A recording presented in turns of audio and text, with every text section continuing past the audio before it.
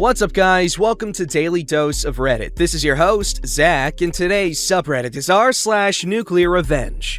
This story's called, I ruined the firm I used to work for after they committed fraud and fired me because of it. This happened to me back in 2012 when I had my first real grown-up job in university. This is a long read till here at the end. I was a clerical assistant for a firm in my city. The firm was a small one of 9 employees that also had clerks who would intern from time to time. I worked there part-time during my junior and senior year, then full-time after I graduated. I made it about 4 months before I was told to resign. This was my first ever business formal job, as we had lots of clients face to face. The clients were big: fire departments, police department, etc. I was brought on by work study from my university and at first really enjoyed working for the firm. I had an amazing mentor that taught me all there is to know about this side of the business. He pretty much kept the firm running and put in so much effort that when he interviewed me, I thought he was the owner of the firm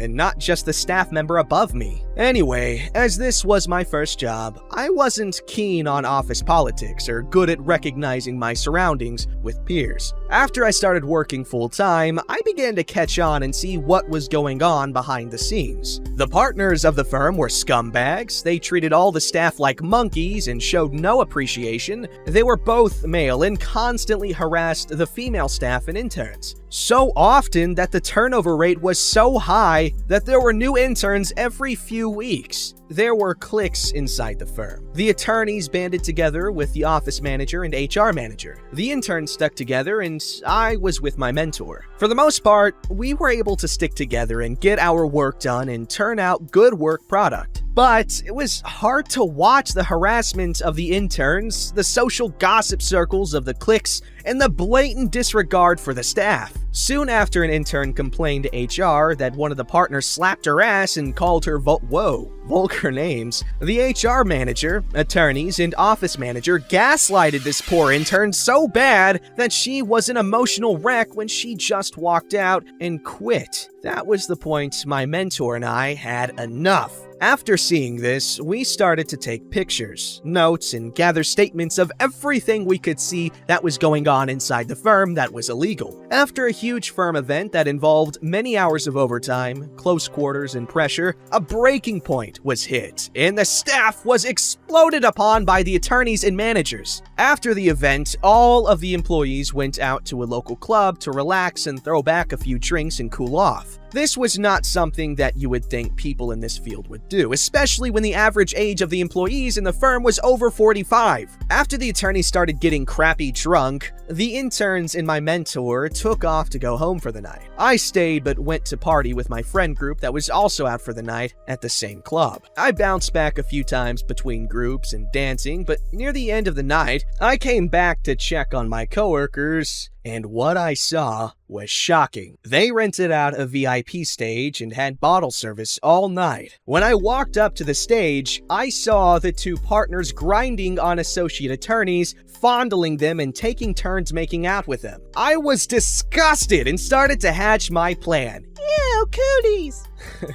Not only is that conflict of interest in my state type of law, but both partners were married with kids. Oh, shit.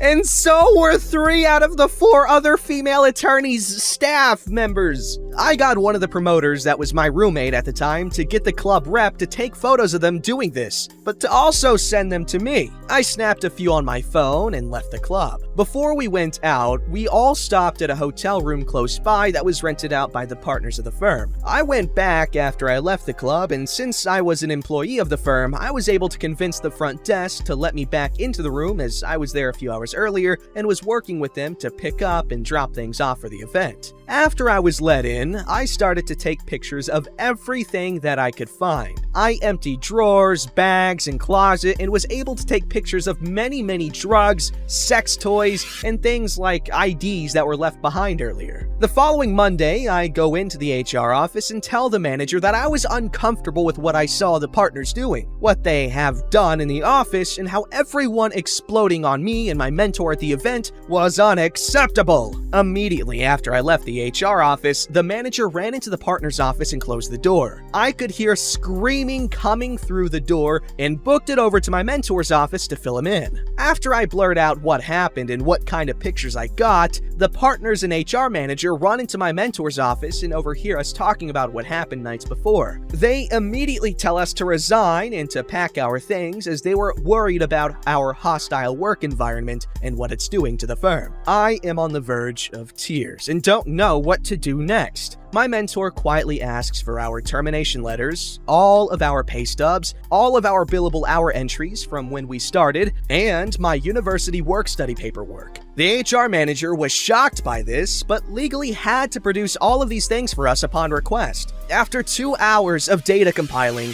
my mentor and I walked out with all of our things. We ended up going to a bar with all the paperwork we just got and started to plan our revenge. We compiled all of our timesheets, billed hours, and my work-study paperwork. Not only did I upload all the pictures to my separate email accounts to send to the respective spouses of the attorneys, but we found out that the partners and managers muddled with our billable hours to change them to a higher rate to bill our clients more, even though a clerical assistant and paralegal were drafting and filing pleadings. Through my work study, they reported that they were paying me $18 an hour total, while paying me $6 an hour from their pockets, and my school was fronting the other $12 as reimbursement. Not only on my pay stubs was my hourly rate $12, I, nor the firm, was being taxed for the other $6. Instead, it was being pocketed straight by the firm. After a complete and thorough compilation of documents, my mentor and I set out the next day to complain to the State Bar Association to show that the attorneys at the firm committed malpractice, misrepresentation of funds, harassment, and conflicts of interest. Their spouses were emailed all of the photos of the night out clubbing and what was in the hotel rooms. My university was informed of the misuse of funds. I applied for unemployment based on their false misconduct firings. After 2 weeks of job searching, my mentor and I got picked up at another firm as a package deal. We became close after, and we constantly see each other every other week on a personal basis. Months into working the new job, did we decide to snoop on the old firm that we set out to destroy.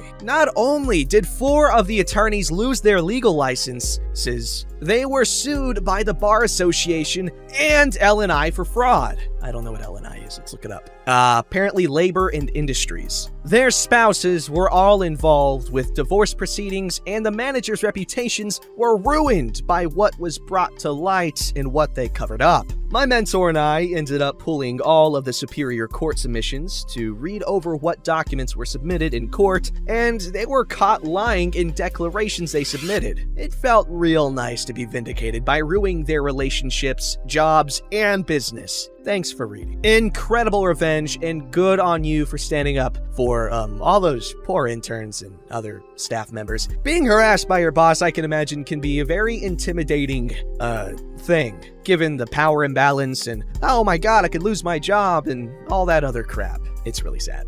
Alright, this story's called Vigilante Justice on Serial Violator of a Horrible Manner, 1959. Alright, I seriously debated posting this, but I have decided to share it. So when I got out of the Navy in 1958, wow, like many young men, I joined a fraternity. Now, most of the brothers were nice people, except this butthole we'll call Brad. Brad was a 4-time legacy from our fraternity. At first, he seemed nice, but after he became a fully initiated member, he let his inner ass show. He was such an ass because he would always show off with daddy's money. He was 18 and never had a job. He always got super drunk at the parties and got handsy with other people's girlfriends. Now, his dad was a political figure in Sacramento, and his mother's father worked in the California system of higher education. Brad knew that he was untouchable and wasn't afraid to let you know. Brad in 1959 crashed 3 cars because he drove drunk. His parents bought a new Cadillac each time because he claimed, "Someone stole and crashed this!" When his parents spot him a Buick convertible, he said that he has a reputation to uphold and doesn't want people to think that he is poor. A couple of months into the fall semester, and Brad is drunkenly harassing women at the party, even saying lewd and suggestive things to them. We try to cut him off, but he keeps going on. Some of us go and leave Brad to himself. Hours later, we see a girl leaving Brad's room. I'm thinking in my head, she doesn't want to be seen taking the walk of shame. She just cries while covering her face and holding her shoes. I knock on Brad's door and he says, "Ready for round 2? Get your ass on the bed." When he sees that it is me, he puts his clothes back on. I ask why that girl was crying and he said, "How the hell should I know? But she was blonde, tan, tight."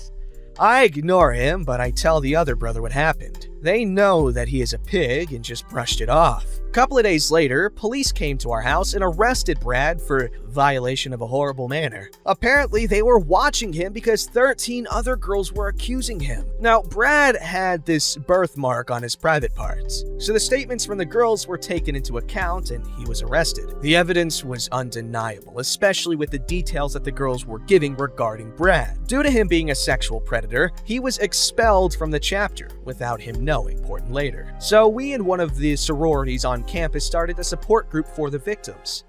Girl 1 was saying how Brad made her feel and that she wanted to get back at him. Girl 2 was talking about if she had the chance, she would kick his ass. So one of our brothers, who we'll call Ralph, said, "Well, why don't you? What? When he comes back to the house, we can take him somewhere and you can have some time with him in the desert, alone." So mere days after Brad was arrested, he was bailed out with help from mommy and daddy, and he came back to the house. We started lying, saying how we know that the charges were BS. He said, "Yeah, my dad has a whole team of lawyers representing me. It's gonna go away fast." Brad gets drunk and Ralph roofied him. Ralph and some other guys proceeded to drive 3 hours east from the coast into the California desert. Ralph and some of the other guys meet 9 of the 13 girls in the desert. They wake up Brad, who is still somewhat drunk, and push him out of the car. Now, as Brad wakes up, I was told that he went pale in the face as he saw the women that he victimized were standing over him with blunt objects, stabbing weapons, and a shovel. Brad cries out to Ralph and the other guys,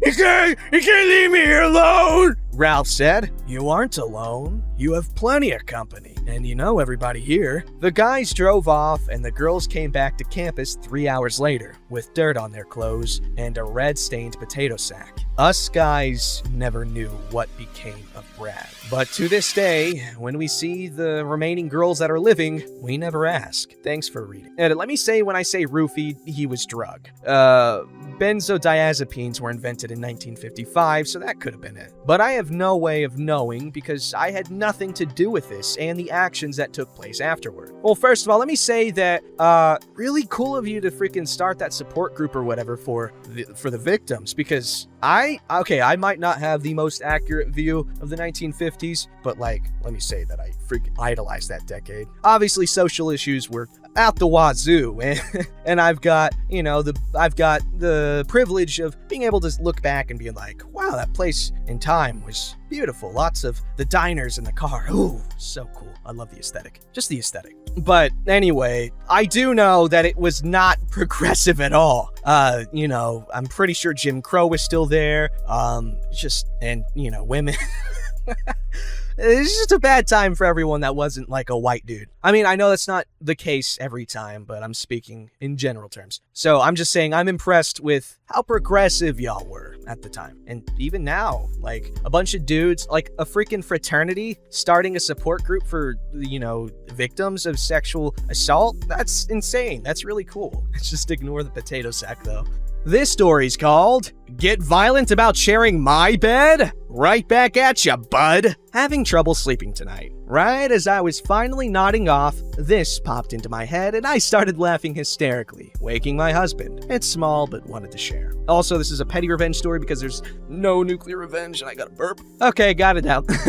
Years ago, I was stuck in a really abusive relationship. Won't go too into detail because it's a long and irrelevant story. In the last months leading up to my escape, Josh, my now ex, would take up the entire bed every night. I would usually have to sleep half laying on the bed, half standing on the floor, without even a corner of the blanket. He would randomly elbow me hard in my neck and spine multiple times a night on top of that. If I tried to ask him to move, push him aside to make room, or attempt to claim some of the blankets, he would beat me with his elbows until I moved to the cold-ass floor. I mean, full-on body slamming me in the ribs and stomach with his elbows, as hard as he could. The whole relationship was bad, and I wish I was strong enough to get out of there sooner. Anyway, one night I found myself with about a third of the full-sized bed for the first time in ages. Not only did I take advantage of a peaceful-ish night of sleep, I got some very minor petty revenge. As Josh was facing the wall with his back to me, I scooted my butt against him and leaned forward so my body was at a 90-degree angle. After a couple of minutes, I used all my strength to slam my body backwards into his back, full force. I heard his face hit the wall right before he sat bolt upright screaming, "Whatever!" I pretended to be asleep as he tried to shake me awake before cursing to himself and laying back down. It was great, and I still can't believe I managed to keep a straight face and play it off. He never brought it up, and surprisingly didn't get violent that night. As stupid and petty as that was, years later it's the only thing from those 2 years that still makes me laugh out loud whenever it randomly pops into my head. As a side note, I got my bed back. He's been living in a van drinking himself into a coma for the last 4 years. Serves him right, dude. That's like messed up. Guys, don't body slam and elbow your significant others in their spine or neck. If you're gonna do it right and elbow them in the freaking gut. I'm kidding. I'm not advocating for domestic violence. And I'm depending on you to know that was not serious. Don't hit people, but do hit people back. But preferably not, because that just escalates things potentially. Or it could end things. Use your brain. I trust you. But don't beat your spouse up or significant other for any reason. I mean, unless it's to beat them up back. But again, not preferable. Anyway, OP, thank you for sharing your story. And good job for getting out of that toxic, violent relationship, because can't have been good to you emotionally, mentally, or physically. Don't forget to like, subscribe, and hit that bell to never miss an episode.